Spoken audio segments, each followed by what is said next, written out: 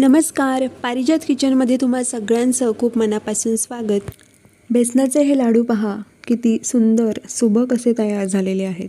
हे लाडू आपण एकामेकांवर ठेवले असूनसुद्धा याचा आकार अगदी गोल गरगरीत राहिलेला आहे, अजिबात बदललेला नाही. तुपाच्या योग्य प्रमाणात दाणेदार, अजिबात टाळ्याला न चिकटणारे बिना पाकाचे लाडू कमीत कमी वेळेत कसे बनवावेत, तसंच बेसन भाजण्याच्या एका विशिष्ट पद्धतीमुळे हात न दुखता अगदी कमी वेळेत आपण बेसन भाजून लाडू कसे बनवावेत हे देखील या व्हिडिओमध्ये पाहणार आहोत. बेसन भाजण्याची ही जर तुम्ही पद्धत वापरलात तर तुमचे सुद्धा लाडू दाणेदार, अजिबात टाळ्याला न चिकटणारे, तसंच अगदी खमंग बनून तयार होतील. चला तर मग वेळ न घालवता रेसिपीला सुरुवात करूयात. तर बेसनाचे लाडू बनवण्यासाठी इथे मी अर्धा किलो चण्याची डाळ घेतली. कपाने म्हणाल तर 2 कप इतकी ही डाळ बसली. लाडू बनवण्यासाठी आपण चांगल्या क्वालिटीची डाळ घ्यायची, जिचा रंग पिवळसर असा असतो अशी डाळ लाडवांसाठी घ्यावी, म्हणजे आपल्या लाडवांना खूप सुंदर असा रंग येतो. आता ही डाळ मी स्वच्छ अशी ओल्या कपड्याने पुसून घेतलेली आहे. डाळ भाजण्यासाठी इथे जाडबुडाची कढई घ्यायची आहे. जर का अशा प्रकारची म्हणजेच जाड तळाची आणि खोल अशी कढई घेतली तर आपल्याला डाळ भाजताना त्रास होत नाही. अगदी इझिली आपण ही डाळ भाजू शकतो. आता इथे माझी कढई मोठी असल्यामुळे सगळी डाळ मी एकदमच भाजून घेत आहे, पण तुमची जर का कढई लहान आकाराची असेल तर 2 बॅचमध्ये तुम्ही ही डाळ भाजून घेऊ शकता, म्हणजे अगदी व्यवस्थितरित्या डाळ भाजली जाईल. आता गॅसची फ्लेम लो टू मिडियम ठेवून आपल्याला ही डाळ छान अशी भाजून घ्यायची आहे. सतत हलवत आपल्याला ही डाळ खमंग अशी भाजून घ्यायची आहे, म्हणजे आपल्याला बेसन भाजायला फार वेळ लागणार नाही. म्हणजे आपलं बेसन अगदी 10 ते 15 मिनटामध्ये अगदी व्यवस्थितरित्या भाजलं जातं. आणि हो, बेसन भाजण्याची एक विशिष्ट पद्धतसुद्धा मी तुम्हाला व्हिडिओमध्ये सांगणार आहे, ज्यामुळे आपल्या बेसनाचा कण अगदी छान फुलून भाजेल. तर आता तुम्ही बघू शकता इथे डाळ आपली व्यवस्थित अशी भाजली गेली आहे.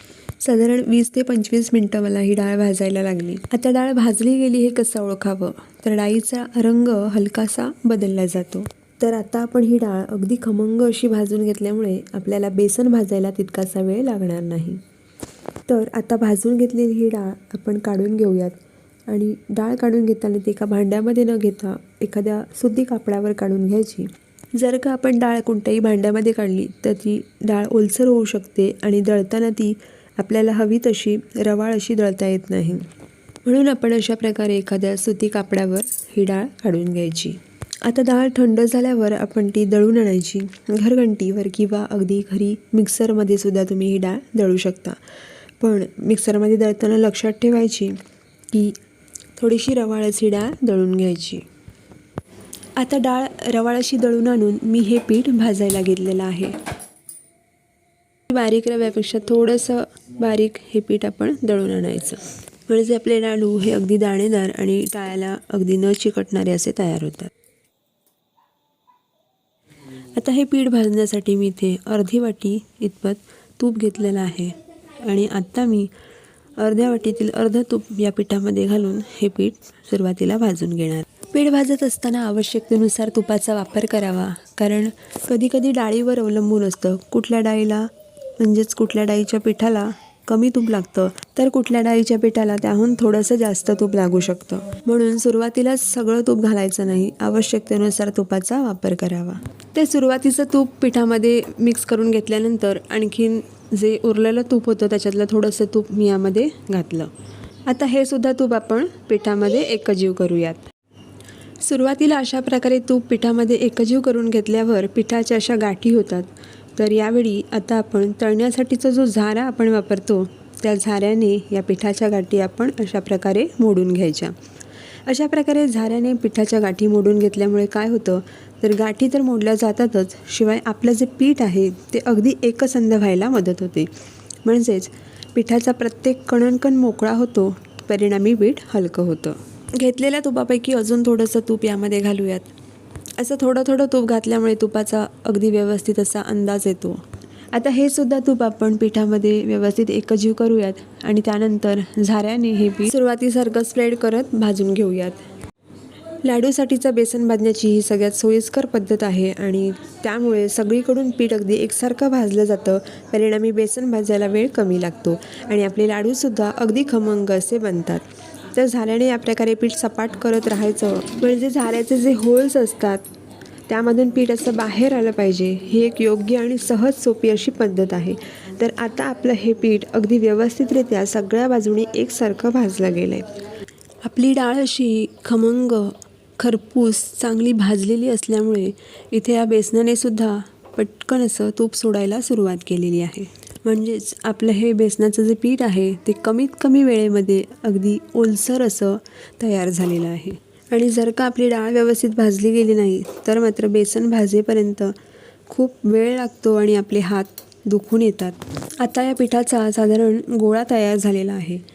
बेसन भाजायला घेतलेल्या तुपापैकी एवढं तूप माझं शिल्लक राहिलेलं आहे. हे मला तूप घालण्याची इथे गरज वाटत नाही, कारण डाळ आपली व्यवस्थित भाजली गेली होती आणि झाऱ्याच्या मदतीने आपण व्यवस्थित बेसन मॅश करून भाजलं. त्याच्यामुळे आपल्याला खूप वेळ कमी लागला आणि बेसन पटकन भाजलं गेलं. सुरुवातीपासून आतापर्यंत आपण बेसन 6 ते 7 मिनटं भाजून घेतलेलं आहे आणि बघा बेसन आपलं तूप सोडू लागलं आहे आणि त्याला छान अशी चकाकीसुद्धा आलेली आहे.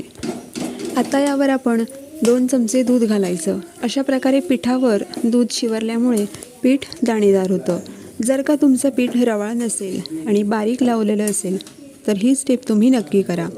तर दूध घातल्यानंतर सगळ्या पिठामध्ये ते व्यवस्थित एकजीव करून घ्यायचं. सुरुवातीला थोडंसं घट्टसर वाटतं, पण थोड्या वेळाने ते पुन्हा पहिल्यासारखं सैलसर होतं. आता आपलं पीठ इथे भाजून तयार आहे. आपण गॅस बंद करूयात आणि हे पीठ आता ताटामध्ये किंवा परातीमध्ये काढून घ्यायचं आणि हे पीठ आपण कोमट होईपर्यंत असंच ठेवून द्यायचं. शक्यतो हे पीठ ताटामध्ये किंवा एखाद्या परातीमध्येच थंड करायला ठेवायचं. कढईमध्ये तसंच ठेवू नये, नाहीतर कढईमध्ये ते करपू शकतं. आता संपूर्णपणे थंड झाल्यावर या बेसन पिठाच्या मिश्रणामध्ये आपण घालायची आहे पिठी साखर. तर पिठी साखर घालताना मी तुम्हाला सांगेन की तुम्ही तुमच्या आवडीप्रमाणे पिठी साखर घाला. कोणाला जास्त गोड लाडू आवडतात तर कोणाला कमी गोड लाडू आवडतात, कोणाला अगदीच कमी गोड असे लाडू आवडतात. म्हणून पिठी साखर तुमच्या आवडीप्रमाणे तुम्ही घालू शकता. तर पिठी साखर घालून घेतल्यानंतर आपण हे बेसन पिठाचं जे मिश्रण आहे ते पिठी साखरेसोबत छान एकजीव करून घ्यायचं आहे. अगदी बेसनाच्या प्रत्येक कणाकणाला पिठी साखर लागली पाहिजे अशा पद्धतीने आपण हे पिठी साखर आणि बेसन मिक्स करून घ्यायचं आहे. नाहीतर असं होईल, एकीकडे मिश्रण जास्त गोड होईल तर दुसरीकडे साखर लागायचीच नाही. तर अशा प्रकारे हाताने चुरून चुरून हे मिश्रण छान एकजीव करून घ्यायचं आहे. पिठी साखर घालताना ती थोडी थोडी अशी घालावी, म्हणजे आपल्याला साखरेचा अगदी व्यवस्थित अंदाज येईल. पीठ असं छान चुरून घेतल्यामुळे ते ओलसर होतं. तर असं हे पीठ हातावर चोळून घेतल्यामुळे हाताच्या उष्णतेमुळे तूप असतं ते वितळलं जातं आणि पिठी साखर छान अशी पिठामध्ये एकजीव होते. तर अशा प्रकारे चुरून घेत घेत आपलं ओलसर असं हे लाडवासाठीचं मिश्रण तयार झालेलं आहे. आता लगेचच या मिश्रणाचे लाडू वळून घेऊयात.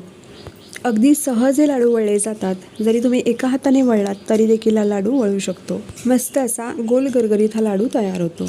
लाडू तुम्हाला हव्या त्या आकारामध्ये लहान मोठे तुम्ही बनवू शकता. आता सजावटीसाठी म्हणून इथे मी मनुका यावर लावते. तुम्ही कुठलेही ड्रायफ्रूट्सचे काप याच्यावर सजावटीसाठी लावू शकता. हातावर हा लाडू अशा प्रकारे गोल गोल फिरून घेतला की त्याला मस्त अशी चकाकी येते. तर असा हा मस्त असा लाडू आपला इथे बनवून तयार झालेला आहे. आता अशा प्रकारे इतरही लाडू आपण बनवून घ्यायचे.